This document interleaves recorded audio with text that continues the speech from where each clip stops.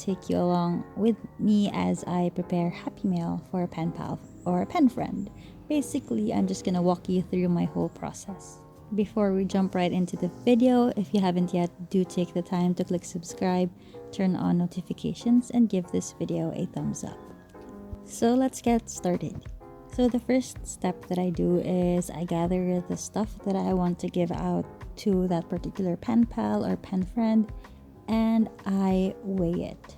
This is a newly acquired practice of mine to weigh the contents of the mail. As my pen friends grew in number, I actually have a lot, so it can get a bit expensive, especially if you don't watch out how heavy your snail mail can get. So that 1 gram, just 1 extra gram, for example, my goal here is to have a full snail mail at 50 grams. And if I just even have that 1 gram over 50, the shipping or posting price will jump by $2 to $3 depending on which country the mail is headed to. So for this particular snail mail, I am just weighing about 30 grams worth of stationery. I give myself an allowance of 20 grams to play around with the envelopes and with the packaging that I'm going to add on later. So I just put in a variety of stuff, different stickers, different types of memo tapes, labels, vintage ephemeras, and all those other things.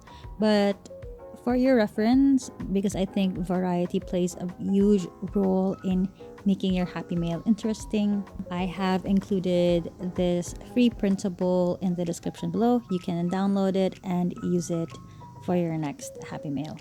So I printed out the image onto my pulley printer, and here I am just scoring through the different details and components in the sticker. So this is a sticker roll, and I've just scored lightly on top so it became sort of like kiss cut, and I can just easily peel it off later on.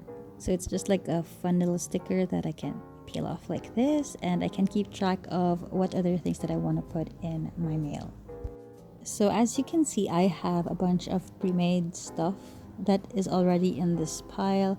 So I have like these window envelopes, and I'm just putting them together. I have a bunch of these things lying around. I make them when I can, and by the time that I actually need to put stuff together, it actually saves me time when I have to reply to pen pals and pen friends. So a while ago, you saw me pack the ephemera on the list, and now I am now packing the words plus definition packet. So I have like a bunch of these little memos with words and their meanings, and then I also have like a packet of assorted vintage labels labeled so accordingly, and I also have a bunch of postage stamps. So these aren't actually legit postage stamps, but rather these are postage stamp stickers, but in all essence they are still postage stamps. So I'm just putting them together and of course labeling them as well. And then I worked on the largest piece. That is usually the main feature for my Happy Mail, which is the paper stack. So it's just a bunch of random book pages sometimes they're deco sheets, sometimes I put in my handmade paper there when I have some extras.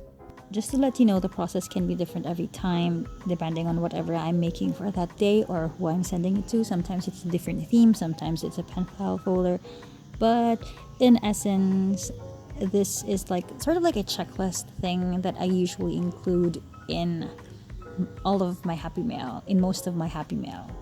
So I've stacked together a couple of papers and a bunch of botanical ephemera cards and just tied it with a golden ribbon, and of course labeled it using this sticker which is labeled paper stack. And then I go back to the list and check what else is missing. So I still have stickers, so I pack these bunch of antique stickers into a vellum folder and label it accordingly. And then I make a small packet of fairy dust, so it's just a bunch of petals together with some glitters, and it looks really pretty. And I just wrapped a couple of washi samplers onto paint swatches, and now we are ready to put it together. I placed a postcard that will serve as a backing for this Happy Mail bundle. And then I just arrange everything in sort of like a visual manner. I can't quite explain it, but I kind of have something in my head wherein I visualize the person who will be receiving it and like imagine how that person will go through this mail once that person receives it, but I'm doing it backwards, if that makes sense. So I add in a personalized card and just sprinkled a bunch of stars on there and added more floral stickers just to give it a more fun, organic vibe. So I'm just keeping this Happy Mail really simple. I'm just wrapping it with white tissue paper and then I just seal it off with the sticker that I made using the printable. That is again available in the description if you want to have a copy. I add in more details before I wrap the fun lace ribbon around it, and then I just wrap it around. I'm just going for the really simple but dramatic vibe. I don't know if you can see it, but it's kind of like my style.